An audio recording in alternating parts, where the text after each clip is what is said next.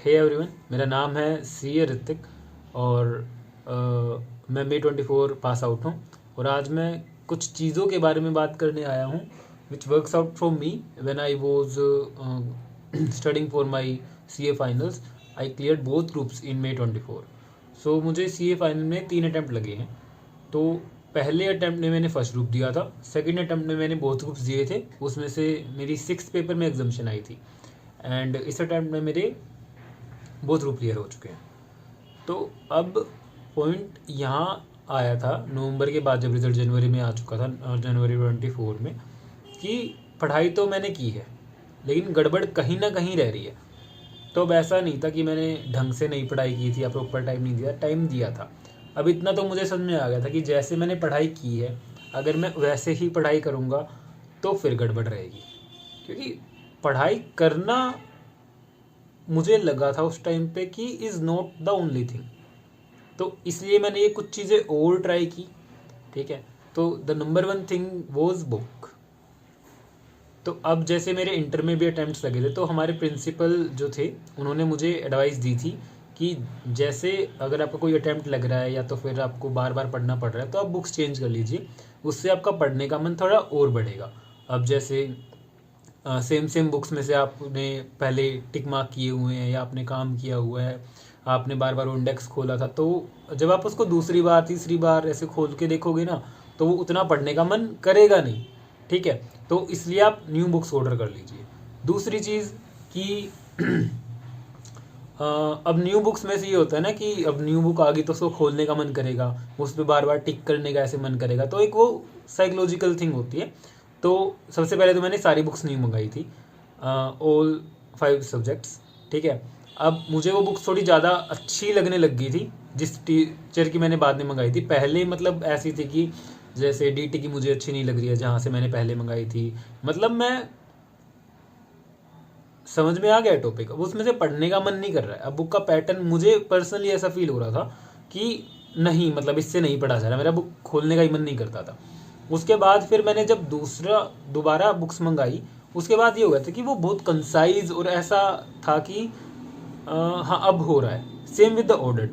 अब ऑडिट्स की जो मेरे पास पहले जिस टीचर की बुक्स थी उन्होंने मुझे 2 बुक्स दी हुई थी और वो लगभग इतनी मोटी मोटी बुक्स थी, लेकिन अब जब मैंने उसके बाद मंगाई, अब उसके बाद मुझे एक बुक मिली, वो इतनी पतली सी बुक थी और उसमें बहुत कंसाइज तरीके से लिखा हुआ था। हाँ, उसमें ऐसे डिटेलिंग में पूरा नहीं था, वो तो मैं कह ही नहीं रहा, लेकिन एक्चुअल में मेरा मानना ये है अब कि इतने की मुझे नीड भी नहीं थी।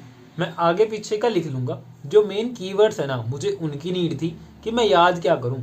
अब मान लो कोई ऐसे है वो 4 पेजेस में है, मुझे ये पता है कि मुझे ऐसे बुकिश लैंग्वेज में याद करनी पड़ेगी, मतलब ऑडिट 4 पेजेस में क्या याद करूँ कितना छोड़ूं, तो वो बहुत कंफ्यूजिंग था। अब मेरे आगे जब 2 बुक आ जाएंगी मैं क्या करूँ क्या ना करूँ, सो वो एक स्ट्रेस का कारण बन जाता था। लेकिन अब मेरे पास एक छोटी सी बुक थी, मुझे पता था बस इतनी सी ही करनी है, ठीक है। तो वो मेरे लिए बहुत हेल्पफुल रहा कि मैंने सारी जो बुक्स थी वो न्यू मंगाई, new concept book and new question banks. So उनसे फिर ये हुआ कि उनकी लैंग्वेज भी मुझे इतनी ईजी लग रही थी। और एक ये भी होता है ना कि बस एक ही पेज तो है, 2 ही पेज तो हैं, तो उनके जितने भी टॉपिक्स थे ना, SA ESRS ऐसे वट एवर जो भी थे, तो वो सारे मतलब बहुत कम पेज में कंपैरेटिवली थे। अब उसके बाद जैसे मैं क्वेश्चन बैंक देखता, क्वेश्चन बैंक में ऑलमोस्ट सारे क्वेश्चन कवर हो जाते और फिर ठीक है। अगर मेरा मन करता कि इसके अलावा उसके बारे में कुछ और पढ़ के देखो, तो मैं जो पहले बुक रेफर की थी तो उनमें मैं खोल के देख लेता था कि कुछ एक्स्ट्रा है भी या नहीं, अगर मुझे कहीं लगता था कि कुछ कंप्लीट नहीं हुआ। ऐसा मुझे अब तक तो कभी कुछ मिला नहीं। 1-2 क्वेश्चंस होते थे जो एक्स्ट्रा होते थे कंसेप्ट के अलावा, तो वो तो आई थिंक हर बुक में ही होते हैं। तो the books were the main thing. So book plays a very critical role. तो बुक्स सब चेंज हो गई थी। अब उसके बाद नेक्स्ट थिंग आती है टेस्ट की। अब टेस्ट मैंने पहले भी लिए थे, तो अब टेस्ट का हमारे में क्या होता है कि या तो पूरे सिलेबस के 5 टेस्ट होते हैं या हाफ सिलेबस टेस्ट होते हैं और फुल सिलेबस टेस्ट होते हैं। तो चैप्टर वाइज टेस्ट कंपैरेटिवली कम होते हैं जो कि लोग प्रेफर करते हैं, या तो अगर हम फ्रेंड से भी डिस्कस करें तो यही रहता है कि चैप्टर वाइज में टाइम वेस्ट होगा, ये होगा वो होगा। तो ये सब रविश है।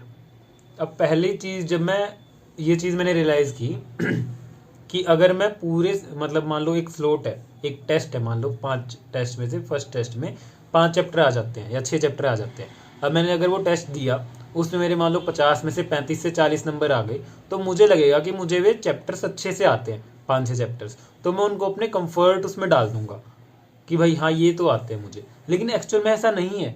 उस 50 नंबर में या 40 नंबर के टेस्ट में मैं कितना ही एक चैप्टर को टेस्ट कर पाऊंगा। अब उसमें मान लो ये जो पीपी, एग्रीकल्चर इनकम, इन्वेंट्री, ये सब उसमें चैप्टर्स आ जाते हैं। अब एक्चुअल में ये एक चैप्टर ही बहुत कुछ मतलब है हर चैप्टर में, लेकिन टेस्ट देने के बाद क्या पता मुझे वो क्वेश्चन ना मिल पाए, तो इसलिए मैंने प्रेफर किए चैप्टर वाइज टेस्ट। अब इसमें मुझे ऐसी चीज़ें रियलाइज़ हुई कि कुछ ज़्यादा ही क्रेजी सी चीज़, कि जैसे जब मेरा मोस्ट अनप्रोडक्टिव टाइम होता था, मैं तब टेस्ट देने बैठता था और वो इतना प्रोडक्टिव हो जाता था ना, तब फिर मुझे पता चला कि अच्छा ऐसा भी सीन है। ठीक है, अब कहाँ मैं सोच रहा था कि नहीं हो सकते, कहाँ मुझे लग रहा है कि हाँ अब हो सकते हैं, अब हो रहे हैं, उनसे मतलब मेरा डेली का शेड्यूल और अच्छा हो रहा था। हाँ मैंने मतलब टोटल अगर देखिए, मैंने हर उसके सब्जेक्ट के चैप्टर वाइज टेस्ट लिए थे, टोटल आई थिंक 70 के आसपास टेस्ट बने थे। और अगर मैं देखूँ तो मैंने सारे नहीं दे पाया था, खैर मैं वो मैंने 35 से 40 टेस्ट के आसपास दिए थे। ठीक है, ओके। लेकिन अब उसमें क्या था कि अगर मेरा बिल्कुल अनप्रोडक्टिव टाइम है, मैं ऐसे थक के ऐसे एग्जॉस्ट होके बैठा हूँ, उस टाइम मैंने टेस्ट देना स्टार्ट किया, तो मेरे अंदर से जो मैंने पढ़ा हुआ है ना ऑलरेडी चैप्टर, जिसकी रिवीजन की हुई है, मैं उसका लिख रहा हूँ टेस्ट, तो अंदर से ऐसे आ रहा है ना कि हाँ ये इसका ये था ये था, तो वो जितना भी एग्जॉशन था ना, वो सारा एंथुजियाज्म में बदल जाता था कि अच्छा अब उसके बाद मेरा पढ़ने का मन कर रहा है और या मैं नेक्स्ट टॉपिक्स पढूँ या कोई नेक्स्ट सब्जेक्ट उठा के पढूँ। सो एक वो बहुत इंपॉर्टेंट चीज़ है। तो मैं आप सबको सजेस्ट करूँगा कि आप चैप्टर वाइज टेस्ट लें। जिसके मैंने टेस्ट लिए थे, अब उसमें मुझे ये फील हुआ था कि जो पैटर्न होना चाहिए था ना पेपर के हिसाब से, उतना ज़्यादा नहीं है। ठीक है, अब उतनी ज़्यादा मार्किंग स्कीम उनकी अच्छी नहीं थी, या और चीज़, या तो ये कह सकते हैं मैंने सस्ती ली थी, तो उसका भी इफेक्ट हो सकता है। लेकिन आप एक अच्छी टेस्ट सीरीज लें चैप्टर वाइज, तो उसका बहुत ज़्यादा इम्पैक्ट पड़ेगा। आप ट्राई करके देखिए एक सब्जेक्ट के साथ, अगर अच्छी लगे तो औरों का भी लीजिए। और कोई टाइम वेस्ट नहीं हो रहा। दिन में अगर आप 1 घंटा पर टेस्ट को लगा भी देंगे ना, डेली का एक टेस्ट भी दे देंगे, कुछ नहीं फ़र्क पड़ रहा। मान लो आपके भी अगर ऐसे 60 से 70 टेस्ट बन रहे हैं ना, अगर आप 60-70% टेस्ट भी अटेम्प्ट कर लेंगे ना, दैट इज़ समथिंग बिग। मतलब कुछ ठीक है। कहाँ तो आप लिख के ही नहीं देख पा रहे हो, कहाँ लिखा तो जा रहा है ना, और करने के बाद अच्छा भी लग रहा है कि हाँ ये तो हो गया। अब ऐसे मैंने दीवार पे पेजेस लगा लिए थे कि हर सब्जेक्ट में कितने चैप्टर हैं, किसकी रिवीजन हो चुकी है और किसका टेस्ट भी हो चुका है। अब यहाँ जो आप ये पेज देख रहे हो, ये वह अब तक लगे हुए हैं। तो तो test is a very important thing. Okay, the next thing is sleep, जिसकी वजह से मेरा बहुत ज़्यादा टाइम वेस्ट होता था कि मैं किस टाइम सोऊं। अब सबका ये कहना था कि जल्दी सो जल्दी उठो, जल्दी उठने से सुबह उठ के पढ़ने में मतलब ठीक रहता है। तो अब वो सबकॉन्शियसली बचपन से सेट होता है ना कि आप जल्दी उठें, उससे माइंड के प्रोसेस ज़्यादा जल्दी होंगे, पढ़ने का मन करेगा, ये वो। ठीक है, रात को सो जाना चाहिए, रात सोने के लिए होती है। अब ये बहुत सारी चीज़ें थी। अब क्या होता है कि एक्चुअल में मेरा रात को पढ़ने का मन करता था। ठीक है, रात को पढ़ा जा रहा है, सुबह होते होते वो एक फिर शेड्यूल सा सेट होता है ना पूरे, मतलब फैमिली का या फिर और चीज़ें वो होती हैं, तो फिर उसमें ना टाइम वेस्टेज होनी शुरू हो जाती है।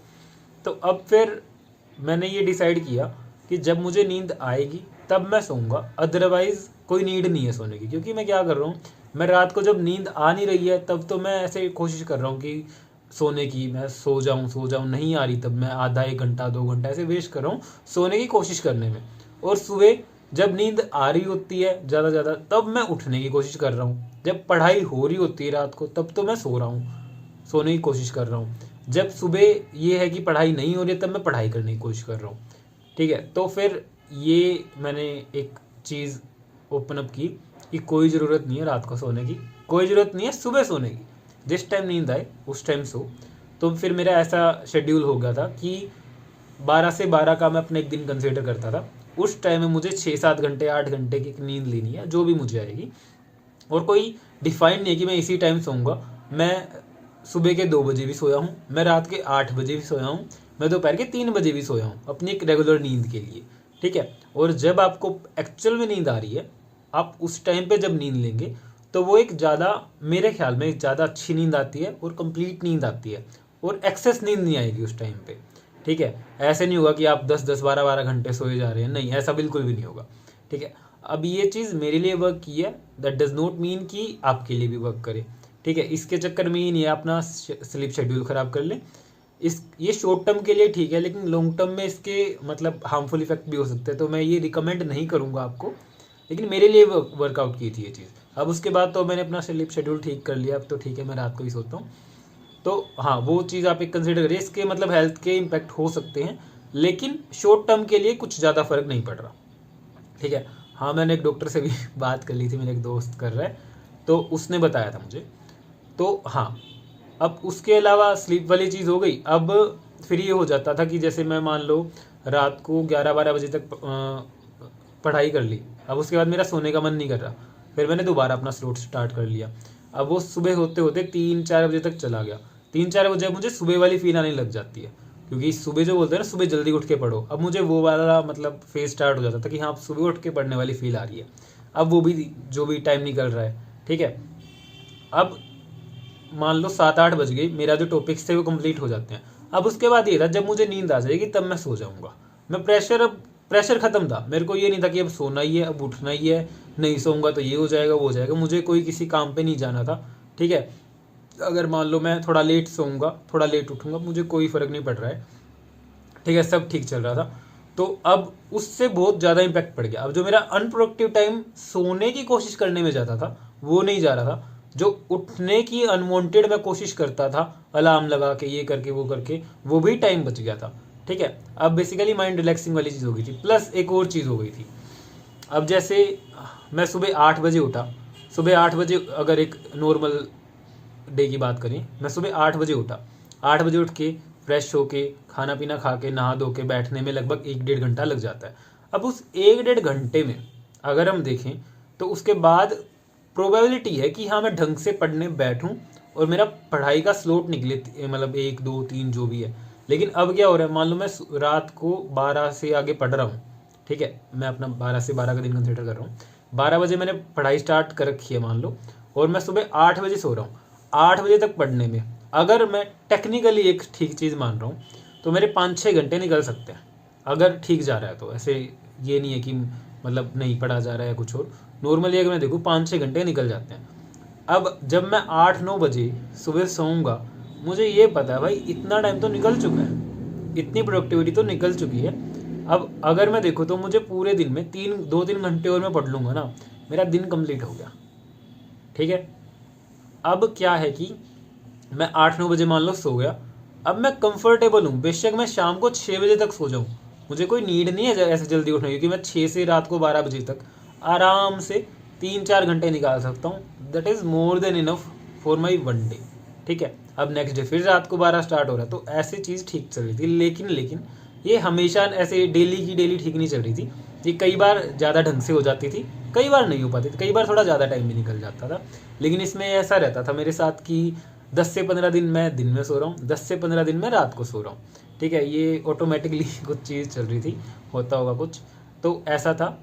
1-2 दिन बीच में वेस्ट भी हो जाते, पर ओवरऑल प्रोडक्टिविटी निकल रही थी इस चीज़ से। ठीक है, so sleep was the main thing, books were the main things. Okay, अच्छा, अब ये चीज़ तो हो गई। नाउ द मेन जो चीज़ आती है वो आती है पढ़ाई की। अब उसमें मैं एक चीज़ इंट्रोड्यूस करना चाहूँगा, बड़ी की।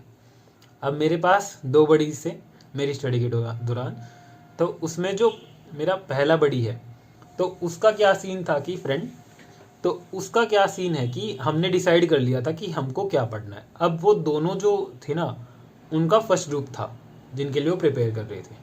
ठीक है, तो अब मैंने एक के साथ डिसाइड किया था कि हाँ, कल मतलब हम आज ना कल का टारगेट डिसाइड कर लेंगे। तो जैसे रात को 12-1-2 बजे के आसपास तक ना हमारा ये डिसाइड हो जाता था कि हमको नेक्स्ट डे क्या करना है। ठीक है, अब वैसे व्हाट्सएप पे एक वो होता है, हमारी ऐसे लिस्ट आ गई है कि FR में ये करेंगे, ऑडिट में ये करेंगे, FM में ये करेंगे। अब वैसे लिस्ट डिफाइंड है कि मुझे आज क्या करना है। ठीक है, अब लेकिन दिक्कत कहाँ आ रही थी कि जैसे मान लो मैंने एक चैप्टर उठाया फाइनेंशियल इंस्ट्रूमेंट, मैं फाइनेंशियल इंस्ट्रूमेंट उठा के नेक्स्ट डे पढ़े ही जा रहा हूँ, जब तक हो नहीं रहा है। मान लो हमने डिसाइड किया 50% करना है हमको, या 25% करना है, तो मैं मान लो 6 बजे बैठा हूँ, 6 से लेके 10 बज गए, 11 बज गए, मैं उसको करे जा रहा हूँ, बीच में बस खाना पीना खाने के लिए जो मैंडेटरी ब्रेक्स है ना, मैं बस वो ले रहा हूँ, ठीक है। तो उसमें ना फिर ये होता था कि अगर मेरे को कुछ क्वेश्चन नहीं आ रहा है या मैं स्विच नहीं कर रहा था, तो उससे इनएफिशिएंसीज बढ़ रही थी, ठीक है। तब फिर मैंने एक रियलाइज़ किया, कुछ कंटेंट देखा, फिर रियलाइज़ हुआ कि ब्रेक्स कितने ज़रूरी हैं। फिर मैंने अपना दिन स्लोट्स में डिवाइड करना शुरू कर दिया कि मेरा स्लोट 2 या 3 घंटे का, अगर मैं प्रैक्टिकल सब्जेक्ट पढ़ रहा हूँ तो 4 घंटे का होता है, अदरवाइज 4 घंटे के तो बहुत कम होता है, 2 या 3 घंटे का। अगर उसमें सब्जेक्ट में इंटरेस्ट बन रहा है और उसका काम ज़्यादा है तो मैं उसको 2 स्लॉट दे दूंगा, 2-2 घंटे के या 3-3 घंटे के, लेकिन एक स्लॉट में इतना बड़ा नहीं दूंगा, उससे इनएफिशिएंसी आएंगी। और हर स्लॉट के बाद 10 से 15 मिनट का गैप मैंडेटरी है। उस गैप में मैं चलूँ फिरूँ, नीचे जाऊँ ऊपर जाऊँ, कहीं जाऊँ, मतलब मैं घूमूँ फिरूँ अपने घर में, लेकिन उस टाइम में मैं पढ़ाई नहीं करूँगा, ठीक है। और 2 स्लॉट्स के बाद या 3 स्लॉट्स के बाद एक बड़ा ब्रेक होता था, ठीक है। अब जैसे ही ये चीज़ इंट्रोड्यूस हुई, इससे मेरे सब्जेक्ट स्विच होने लग गए और उससे तो मतलब बहुत ही फ़र्क पड़ रहा है। फिर मुझे पता चला कि मैं दिन अपना कैसे पहले वेस्ट करता था, कि जैसे मैं सुबह पढ़ने बैठा हूँ, शाम तक एक ही सब्जेक्ट पढ़े जा रहा हूँ, एक ही चैप्टर किए जा रहा हूँ। अगर वो नहीं हो रहा है तो स्ट्रेस आ रहा है, स्ट्रेस आ रहा है तो मैं सो रहा हूँ, सोने के बाद टाइम वेस्ट हो रहा है, ये रियलाइज़ होने के बाद मेरे को और स्ट्रेस आ रहा है, फिर मैं और टाइम वेस्ट कर रहा हूँ। तो ये एक साइकिल चलती जाती थी पहले। लेकिन अब जैसे जैसे वो स्लॉट डिफाइंड हो गए हैं कि 2 घंटे मैंने पढ़ा, अगर पढ़ने का मन कर रहा है तो दूसरा स्लॉट मैंने सेम सब्जेक्ट का दे दिया, अदरवाइज मैंने सब्जेक्ट चेंज कर दिया। इससे जो वो स्ट्रेस वाला जो पार्ट था ना वो खत्म हो रहा है। अगर मैं एक सब्जेक्ट में अटक चुका हूँ लेकिन 2 घंटे बाद ऑब्वियसली मैंने वो सब्जेक्ट छोड़ दिया है, तो वो स्ट्रेस वाला पार्ट आ ही नहीं पाया। तो ये मुझे लगा कि हाँ बढ़िया चीज़ है। तो हाँ, ब्रेक्स जरूर लीजिए उसमें। ओके, हाँ, तो बात थी बड़ी वाली पे। तो उस पर अब हमने अपना डिफाइन कर लिया था कि हम क्या पढ़ेंगे। ऐसे रात को हम डिफाइन कर लेते थे, व्हाट्सएप पे हम एक दूसरे को भेज देते थे, कई बार वो ऐसे एक तो डिफाइन करने में ठीक रहता है कि मुझे क्या पढ़ना चाहिए, ठीक है, और क्या अमेंडमेंट्स आ रहे हैं, क्या वो आ रहा है, मतलब किसी के साथ डिस्कशन करने में आई थिंक थोड़ी ज़्यादा एक अच्छे से हम प्लानिंग कर पाते हैं, मुझे ऐसा लगता है पर्सनली। हाँ, अगर कोई सेल्फ मैनेजमेंट अच्छे से कर पा रहा है तो वो तो बेस्ट है, लेकिन मैं उसके साथ मिलके अच्छे से ऐसे प्लान कर लेता था कि हाँ हम कल ये पढ़ेंगे, ये वो जितना अचीव हो पाता था हम उतना करते थे। अगर हमारा आज का टारगेट अचीव नहीं हुआ है तो हम कल कोशिश करते थे कि पहले कल का टारगेट पूरा करें, उसके बाद जो पेंडिंग है वो कंप्लीट करें, ठीक है। तो अब ये चीज़ हो रही थी। उसके साथ साथ ना फिर मुझे ये रियलाइज़ होने लगा कि एफिशिएंसी अभी भी इतनी ज़्यादा नहीं आ रही है, मतलब कंसिस्टेंसी उतनी नहीं है, ठीक है। तब फिर जो मेरा दूसरा बड़ी है वो पिक्चर में आता है, जिससे मतलब कुछ ज़्यादा ही चेंज हुई थी चीज़ें। अब खैर मैंने पहले बड़ी से बात की थी इन चीज़ों के बारे में, लेकिन वो उतनी मतलब बैठ नहीं पा रही थी, मतलब कि वो कंफर्टेबल नहीं था मतलब पहले इन चीज़ों के बारे में। तो मैंने दूसरे से ऐसे बातें की, तो अब जो दूसरी जगह जो चीज़ें स्टार्ट हुई उनका एक अलग इम्पैक्ट स्टार्ट हुआ। तो अब दूसरे में जैसे उस टाइम पे ये 75 डे हार्ड ये वाली चीज़ें ये चली हुई थी, तो उससे हमको रियलाइज़ हुआ कि हमारी कंसिस्टेंसी नहीं है, ठीक है। तो हम ये चीज़ें ट्राई कर सकते हैं 75 डे हार्ड चैलेंज, लेकिन वो हमारे लिए इतना फिजिबल था नहीं जो एक्चुअल में है। तो हमने अपने हिसाब से उस चैलेंज को मॉडिफाई किया था और उसमें कुछ कुछ चीज़ें ऐड कर ली थी, ठीक है। तो अब स्टार्टिंग में तो लग रहा था कि इनसे टाइम वेस्ट होगा, लेकिन एक्चुअल में ऐसा नहीं हुआ। जो हमारी एफिशिएंसी प्रोडक्टिविटी थी वो मतलब कुछ अलग ही लेवल पे हो जाती थी कई बार तो, ठीक है। सबसे पहली चीज़ उसमें क्या थी कि हमारा ऑब्जेक्टिव था कि हम डिस्ट्रैक्शन अपनी हटाएं, ठीक है, और अपना ऐसे जो मेंटल स्पेस है ना, मेंटली एक पीस अगर थोड़ी हासिल हो सके तो वो करें। तो क्या होता है कि जैसे मैं फ्री हो रहा हूँ मैं इंस्टा चला रहा हूँ, ठीक है, और कुछ काम कर रहा हूँ उसके बीच में इंस्टा चला रहा हूँ, कहीं घूमने जा रहा हूँ तो इंस्टा चला रहा हूँ, सोने से पहले इंस्टा चला वो सोने के बाद इंस्टा चला रहा हूँ, सोने से पहले इंस्टा चला रहा हूँ, उठने के बाद इंस्टा चला रहा हूँ, मतलब इंस्टा चले जा रहा है। अब इंस्टा से दिमाग ख़राब हो रहा है, जो पूरे दिन का मेरा एक वो पूरा फ्लो सा है वो रात को ख़राब हो रहा है सारा इंस्टा देखने से, या दिन में भी ख़राब हो रहा है। तो सबसे पहले हमने रूल बनाया कि नो इंस्टा, कुछ भी हो जाए नो इंस्टा, ठीक है। इंस्टा चलाएंगे ही नहीं, कोई भी सिचुएशन हो जाए, कुछ भी हो जाए, okay. Second thing is reel, तो यूट्यूब पे भी आ रही हैं, तो हमने यूट्यूब को ज़ीरो नहीं किया यूट्यूब का टाइम, यूट्यूब को हमने मिनिमाइज़ कर दिया कि 20 से 25 मिनट हम यूट्यूब चलाएंगे। ठीक है, उसमें आप देख सकते हो, रील देख सकते हो, कुछ भी कर सकते हो, क्योंकि आई थिंक हमको ऐसे लगता था कि यूट्यूब पे देखने का इतना मन नहीं करता, यूट्यूब पे वीडियोस देखने का मन होता है, ठीक है। तो 20 से 25 मिनट आप यूट्यूब चला सकते हैं, अगर ज़्यादा ही ऐसे बोरियत हो रही है, देखने का मन कर रहा है, उससे ज़्यादा नहीं। हमने टाइम सेट कर लिया था कि 20 मिनट के बाद वो अपने आप ही बंद हो जाएगा। प्लस अगर हमको कोई रिवीजन देखनी है या तो फिर कोई और एजुकेशनल वीडियो देखनी है या कोई पॉडकास्ट देखना है, पॉडकास्ट, तो वो हम देख सकते हैं, क्योंकि वो एक लॉन्ग कंटेंट होता है, उसके लिए हमारे दिमाग को एक टाइम चाहिए बैठ के सुनने और समझने के लिए, अनलेस रील्स और शॉर्ट्स, क्योंकि वो हमारे फोकस टाइम को बहुत कंपैरेटिवली कम कर देते हैं। तो इसलिए हमने ये डिसाइड किया, ठीक है। अब एक हो गया था no Insta, second is the time set for the YouTube कि 20 से 25 मिनट देखेंगे। Okay, now the third thing is meditation. हमने डिसाइड किया कि हम 15 मिनट मेडिटेशन करेंगे। अब इसके लिए जो मेरा बड़ी है वो तैयार नहीं हो रहा था, उसको लग रहा था कि अगर मैं मेडिटेशन करूँगा तो मुझे नींद आ जाएगी, जो कि कन्विंस करने में मुझे थोड़ा टाइम लगा था कि ऐसा नहीं होता है। अगर आपके भी मन में ऐसा लग रहा है कि मेडिटेशन करने से नींद आ जाती है, तो ऐसा बिल्कुल भी नहीं है। आप मेडिटेशन एक बार ट्राई कीजिए। हाँ, स्टार्टिंग में मुश्किल लगेगा, आप स्टार्टिंग में 5 मिनट से ट्राई कर सकते हैं, लेकिन मतलब इट हैज़ ह्यूज इम्पैक्ट्स, मतलब अलग ही लेवल की चीज़ें हो जाती हैं। अब मेडिटेशन सिर्फ ये नहीं होता कि आप आँख बंद करके सिर्फ माइंड के बीच में ही ध्यान कर रहे हैं, मतलब बहुत तरह की मेडिटेशन हो सकती है। आप आँख बंद करके म्यूज़िक सुन सकते हैं, ठीक है। आप कोई ब्रीदिंग एक्सरसाइज कर सकते हैं, अनुलोम विलोम वट जो भी बहुत सारी एक्सरसाइजेज होती हैं। थर्ड, आप जो आपके सराउंडिंग्स में जितनी भी नॉइसेज हैं, आप उन नॉइसेज पे फोकस कर सकते हैं, वेरी माइन्यूट नॉइसेज पे, उससे भी मतलब बहुत अच्छा मेडिटेशन होता है। उसके अलावा आप आँख बंद करके ये सोच सकते हैं कि आपने सुबह से लेके रात तक किया क्या है, ठीक है, या तो फिर आपने कल क्या किया था, ठीक है, या तो फिर आप एक सब्जेक्ट के बारे में देख सकते हैं कि आज मैंने इस सब्जेक्ट में क्या पढ़ा है, कौन सा क्वेश्चन, कौन सा topic. So there are a lot of ways of meditation, आप इनको एक्सप्लोर कीजिए। मेडिटेशन करना तब तक मुश्किल है जब हम नहीं करते। शुरू में लगेगा नहीं हो रहा है, ये है वो है, लेकिन एक बार जब आप करने लग जाओगे, उसके बाद आपको पता चलेगा कि इसके कितने ज़्यादा बेनिफिट्स हैं, ठीक है। अब एक हो गया था मेडिटेशन।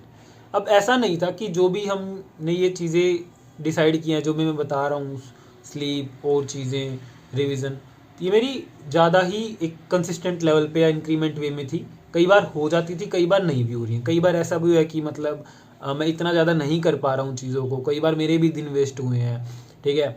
और मतलब बीच में आई थिंक पेपर में अप्रैल में जो था, पेपर से 1 महीना पहले एक ऐसा भी पीरियड आया था कि मैं आई थिंक 16-17 तारीख से 23 से 24 अप्रैल तक मैंने कुछ भी नहीं किया था। मतलब पता नहीं वो ब्लैकआउट सा फेज़ था कुछ, कि मुझे स्ट्रेस था, क्या नहीं था, मतलब मेरा 1 वीक बिल्कुल खाली गया है। मतलब उस टाइम तो मुझे इतनी टेंशन हो गई थी कि सब बर्बाद है पिछले वाला, ठीक है। तो ऐसा भी हो जाता है कई बार कि नहीं हो रहा है, लेकिन फिर भी एक जो आप कर रहे हैं ना, उसको ढंग से कीजिए, ठीक है।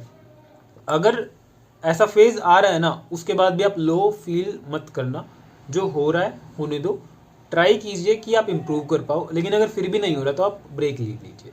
अगर आप पे 2-3 दिन ट्राई करने से कुछ चीज़ नहीं पड़ी जा रही ना, आप थोड़ा ब्रेक ले लीजिए, 1 दिन का कोई प्रॉब्लम नहीं है, ठीक है। उसके अलावा हमने एक सेल्फ हेल्प बुक उठाई थी, हमने उठाई थी the power of subconscious mind. अब ये बुक आप कोई भी उठा सकते हैं, हमने ये उठाई थी और इसके हमको 5 पेज पढ़ने हैं। इसमें आप सोचोगे कि टाइम लगेगा, कोई टाइम नहीं लग रहा। 5 पेज पढ़ने में आई थिंक मुश्किल से 10 मिनट लगेंगी, 10 से 15 minute, which is not that much. और ये आप जो दिन में आपके स्लॉट्स के बीच में जो टाइम है, आप उन टाइमिंग में ये बुक पढ़ सकते हैं, जो कि मतलब पता भी नहीं चलेगा। लेकिन इससे आपको बहुत कुछ सीखने को मिलेगा कि आपको सोचना ही क्या चाहिए, मतलब इस तरह की चीज़ें हैं उसमें। ये सुनने में थोड़ी अजीब लगती हैं, लेकिन जिस इंसान ने ये ट्राई की हैं, या आपने अगर कभी ट्राई की हो, आपको पता चलेगा कितनी पावरफुल है। प्रेयर्स की क्या ताकत होती है, ठीक है, और मैनिफेस्टेशन क्या होती है, ऐसी ऐसी चीज़ें आपको पता चलेंगी। कि जैसे अगर मेरे को कोई नेगेटिव सजेशन दे रहा है, कोई भी सजेशन दे रहा है, हमारा माइंड उस चीज़ के लिए कितना एक्टिव है। अगर अभी मैं बैठा हूँ और कोई मुझे आके बोले कि तू तो FR कर ही नहीं सकता, तो जब तक मैं उस आइडिया को कैंसल आउट नहीं करूँगा, तब तक मेरे माइंड तो मेरा माइंड उसको एक एज अ सीड वो कर लेगा कंसीडर, और अब वो मतलब ऐसे उगेगा जब तक और जैसे जैसे बाहर से और सजेशंस आ रही हैं या जैसे जैसे मेरा माइंड उसको अडोप्ट कर रहा है तो वैसे बढ़ता चला जाएगा, अनलेस मैं उसको कैंसल आउट नहीं करूँगा। अगर किसी ने मुझे कहा कि भाई तू एफआर नहीं कर सकता, तेरे बस की नहीं है, तो मुझे कम मतलब ऐसे बोलना चाहिए, उसके मुंह पे बोलूँ या तो अकेले में बोल दूँ या बाद में बोल दूँ या माइंड में ही बोल दूँ कि क्यों नहीं कर सकता, कर सकता हूँ। हाँ मैंने अब तक ये भी किया है तो मैं एफआर भी कर सकता हूँ। कोई बोले आपको कि स्टार्टिंग में जैसे मुझे बहुतों ने बोला था, मैं खैर साइंस बैकग्राउंड से हूँ, कि तू सीए नहीं कर सकता, तो अब अगर मैं उनका सजेशन एक्सेप्ट कर लेता और उसके बाद जो मेरे फेलियर्स आ रहे हैं उनके साथ मतलब वो एक खाद की तरह काम करते हैं, नेगेटिव चीज़ में और नेगेटिव चीज़ें मतलब एक गलत इम्पैक्ट डालते हैं, तो फिर कुछ ज़्यादा ही वो चीज़ हो जाती है और मैं माइंड में मान लेता कि हाँ लेकिन ऐसा मैंने नहीं माना। ठीक है, ऐसी बहुत सारे आपके वो होंगे ख्याली पुलाव कि जिससे आपको लग रहा होगा कि मैं ये नहीं कर सकता, मैं वो नहीं कर सकता। जैसे मुझे लग रहा था कि मैं सुबह नहीं उठ सकता, ये बस मेरे माइंड की एक चीज़ है जो ओवर अ पीरियड बढ़ के इतनी हो चुकी है, अब मुझे लग रहा है कि मैं नहीं उठ सकता, लेकिन ऐसा बिल्कुल भी नहीं है। हर कोई इंसान सब कुछ चीज़ कर सकता है, लेकिन ओवर द पीरियड आपकी सराउंडिंग्स और आपकी मेंटल लेवल के हिसाब से, लेवल तो नहीं कहेंगे, आपकी मेंटेलिटी के हिसाब से, आपके सराउंडिंग के हिसाब से आप ऐसे ढल चुके हो कि आपको लग रहा है कि आप इस तरह के इंसान हो या उस तरह के इंसान हो, लेकिन ऐसा नहीं है। आप सब कुछ कर सकते हैं, ये उस बुक में था, ऐसा मतलब उस बुक ने बताया। ठीक है, तो हाँ मैंने बहुत चीज़ें ट्राई की हैं उसमें। ठीक है, तो अब ऐसा हो गया। सेकंड चीज़, जो नेगेटिव पीपल हैं जो आपको बोल रहे हैं कि ऐसे कैसे होगा, अब मुझे बहुतों ने बोला कि भाई बहुत रूप कैसे होंगे, ये है, हो ही नहीं सकता, कम टाइम में ये है वो है, इसको छोड़ के एक पे स्विच हो जा, तो I avoid those people, I try to avoid those people कि नहीं। अब मेरे पास बेसिकली 2 बडीज थे, आई थिंक 2 वो सफिशिएंट है, उनसे मैं हर तरह की बात कर पा रहा हूँ, पढ़ाई के बारे में और चीज़ों के बारे में। ठीक है, मेरे पास एक अपना मेंटल स्पेस है। ठीक है, और ये चीज़ें चल रही हैं, तो इनसे मतलब आई थिंक सिनर्जीज अपने आप पैदा होने लग जाती हैं। मतलब उसके अलावा वाटर, 4 लीटर आपको पानी पीना है। ठीक है, मतलब 3 से 4 लीटर जितना भी ऐसे एक ढंग का अमाउंट लगे कि इतना तो पिया जा सकता है। तो हमने खैर 4 लीटर डिसाइड किया था, क्योंकि हम काम के चक्कर में, मतलब मुझे लगा था कि मैं काम के चक्कर में पानी पीना भूल जाता हूँ। उस टाइम पर जब हमने ये सोचा था, तब मैंने रियलाइज़ किया था कि मैं पूरे दिन में मुश्किल से 1 या 2 गिलास पानी पी रहा हूँ, मतलब वो 1 लीटर भी नहीं होता है। मैं पूरे दिन ऐसे प्यासा बैठा हूँ, मुझे पता ही नहीं चल रहा मैं प्यासा हूँ। तो खैर ऐसा था कि ज़्यादा पानी नहीं पी रहे हैं, तो फिर ऐसे पानी की चीज़ स्टार्ट की थी। आई थिंक इससे बहुत ज़्यादा हेल्थ बेनिफिट्स भी हैं। ठीक है, और इससे थोड़ी फोकस भी बढ़ती है। ऐसे अगर आपको पढ़ाई करते करते नींद आ रही है, तो आप एक अच्छा खासा पानी का मतलब अमाउंट पी लीजिए। ठीक है, तो उससे आपकी नींद ही भाग जाएगी। ऐसे 1 लीटर पानी उठा के पी लीजिए, आधा लीटर पी लीजिए, तो उससे बिल्कुल ही नींद भाग जाएगी। कैसे आ जाएगी? ठीक है, और उससे फिर ये भी होगा ना कि 1-2 वॉशरूम के चक्कर भी कटेंगे, तो उससे मतलब थोड़ी मूवमेंट भी हो जाती है, फिजिकल मूवमेंट भी। तो हाँ, आप पानी पीजिए, याद से पीजिए, और जिनके पास वॉच है वो उस वॉच में अलार्म लगाइए कि हाँ पानी पीना हर 10 मिनट में। तो हाँ इतना नहीं है, लेकिन आप ट्राई कीजिए ज़्यादा से ज़्यादा पानी पीजिए। एक हमने डिसाइड किया था एक्सरसाइज, फिजिकल एक्सरसाइज, क्योंकि फिजिकल एक्सरसाइज बिल्कुल ख़त्म हो चुकी थी। हम एक ही जगह बैठे हैं, उठ के दूसरी जगह बैठ रहे हैं, फिर तीसरी जगह बैठ रहे हैं या सो रहे हैं। तो हमने डिसाइड किया हम 15 मिनट तो कम से कम एक्सरसाइज करेंगे। ठीक, इससे कम हो नहीं पा रहा था, तो 15 मिनट कम से कम एक्सरसाइज करेंगे। अगर एक्सरसाइज करने का मन नहीं भी है ना, तो हम वॉकिंग करेंगे। ठीक है, तो मतलब कि कुछ भी हो जाए पूरे दिन में, मतलब मेरा तो ऐसा हो गया था कि मैं चल ही नहीं रहा हूँ भाई, मैं बैठा हूँ फिर लेट रहा हूँ। तो ऐसा डिसाइड हुआ था कि हम 15 से 20 मिनट, ज़्यादा हो रहा है तो बेस्ट है, मतलब अगर इससे ज़्यादा हो पा रही है ना तो चीज़ें ठीक हैं, लेकिन इतना तो करना है ही है, मतलब ऐसी चीज़ें थी। तो अब फिर ये था कि 15 से 20 मिनट आपको वॉकिंग करनी ही करनी है। ठीक है, वॉकिंग नहीं तो फिजिकल एक्सरसाइज, मतलब कुछ भी ऐसे फिजिकल काम करना है, तो उससे भी बहुत फ़र्क लगेगा। And the next thing is diary writing. Diary writing अब ऐसा भी हो सकता है, अगर आप एक डायरी राइटर हैं कि आप अच्छे से डायरी अपनी लिख रहे हैं कि हाँ आज मैंने ये किया वो किया, तो हाँ। लेकिन अगर आप एक नॉर्मल बंदा है, इंसान है, जिसका डायरी लिखने का बिल्कुल भी मन नहीं करता, जैसे कि मैं, क्या डायरी लिखूं भाई, तो आप ऐसा कर सकते हैं कि आपने सुबह से लेके शाम तक या रात तक क्या क्या किया है उस पर्टिकुलर आवर में। जैसे आपने सुबह मान लो 6 बजे उठे हैं, तो 6 से 9 तक आपने क्या किया, पढ़ाई की है। 9 से 10 क्या किया है, अच्छा, और जो एक्स्ट्रा काम थे वो किए हैं 10 से 12। अच्छा उस टाइम आप वहाँ घूमने चले गए थे, वो घूम के आने के बाद आपकी अच्छा उसके बाद घूम के आने के बाद आपके 4 घंटे वेस्ट हो चुके हैं। तो जैसे आप ये डायरी लिखेंगे ना, आपको ये रियलाइज़ हो जाएगा कि आपने पूरे दिन में क्या गलती की थी जिसकी वजह से आपका रिमेनिंग जो डे है वो ख़राब हो चुका है। ठीक है, तो डायरी लिखने से सेल्फ रियलाइजेशन आ जाती है। अगर आप अच्छे से पूरी लिख पा रहे हैं तो दी बेस्ट है, लेकिन अगर नहीं लिख पा रहे हैं तो इतना सा कर लीजिए, ऐसे 7-8 से मतलब रोज़ जाएंगी कि ऐसे टाइम स्लॉट लिखा, उसके आगे बस ये लिखा कि आपने उस टाइम में किया गया था, क्या सब्जेक्ट किया था या क्या किया था। एक जो था कि सबसे जो ज़्यादा डिफ़िकल्ट या टफ सब्जेक्ट सब कंसीडर करते हैं, हम भी कंसीडर करते थे ऑडिट, कि ऑडिट नहीं हो रहा है। ठीक है, ऑडिट में दिक्कत आ रही है, ऑडिट का लिखना बहुत ज़रूरी है कि ऑडिट हमको लग रहा है कि हम कर रहे हैं लेकिन एक्चुअल में मतलब हो नहीं पा रहा है, या तो फिर कर रहे हैं तो उतना सफिशिएंट नहीं है। तो फिर हमने डिसाइड किया हम 5 टॉपिक ऑडिट के कोई भी पढ़ेंगे करेंगे, मतलब ऐसा कि हाँ हो गए, अगर टॉपिक नहीं तो 5 क्वेश्चंस। ठीक है, अब वो क्वेश्चन छोटे भी हो सकते हैं बड़े भी हो सकते हैं, मतलब एक प्रोपोर्शन। तो ये हमने डिसाइड किया। अब ये जो इतनी सारी चीज़ें हमने देखी, अब आपको लग रहा होगा कि इतना सारा टाइम तो नहीं वेस्ट हो रहा, नहीं। अब ये जो चीज़ें होंगी ये सारी आपके उस टाइम में होंगी जो आपका ब्रेक का टाइम है।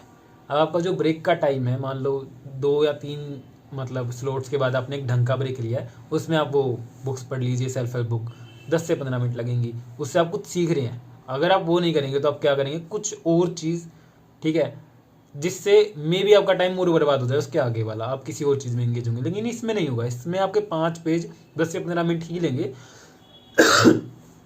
और उसके बाद फिर ये होगा कि चलो अब तो ठीक है भाई, बैक टू द ट्रैक।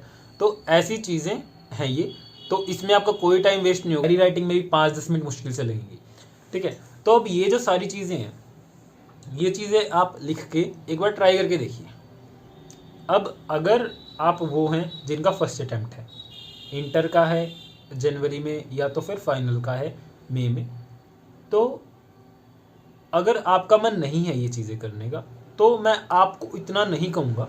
ठीक है, लेकिन अगर आप एक बार ट्राई करके देखेंगे ना, तो आपको पहले ही इतनी ज़्यादा मतलब चीज़ों का इफेक्ट लगेगा ना, मतलब मैं कह रहा हूँ। ठीक है, इसमें एक्चुअल में आपका लॉस क्या है, मेरे को ये बताइए। कोई लॉस नहीं है इसमें बस आप कुछ सीखेंगे, कुछ करेंगे, कुछ नई चीज़। और अगर आपके अटैम्प्ट्स लग रहे हैं जैसे कि मेरे लग रहे थे, तो मैं आपको स्ट्रांगली रिकमेंड करूँगा एक बार ट्राई करके देखिए इन चीज़ों को। बस आप 7 से 10 दिन के लिए एक बार ट्राई करके देखिए, कोई ज़्यादा पीरियड नहीं है, कोई ज़्यादा टाइम नहीं लग रहा है इसमें। अगर आपको इसमें कोई भी बेनिफिट ना हो तो बेशक आप इन चीज़ों को छोड़ देना, लेकिन 7 से 10 दिन इन चीज़ों को स्ट्रिक्टली फॉलो करके देखना। आपको अपने आप ही मतलब एक मैजिक सा दिखने लग जाएगा कि हाँ भाई कुछ तो चीज़ें हैं। ओके, तो one more thing, how much hours are sufficient, कि हमको कितने आवर्स पढ़ाई करनी चाहिए।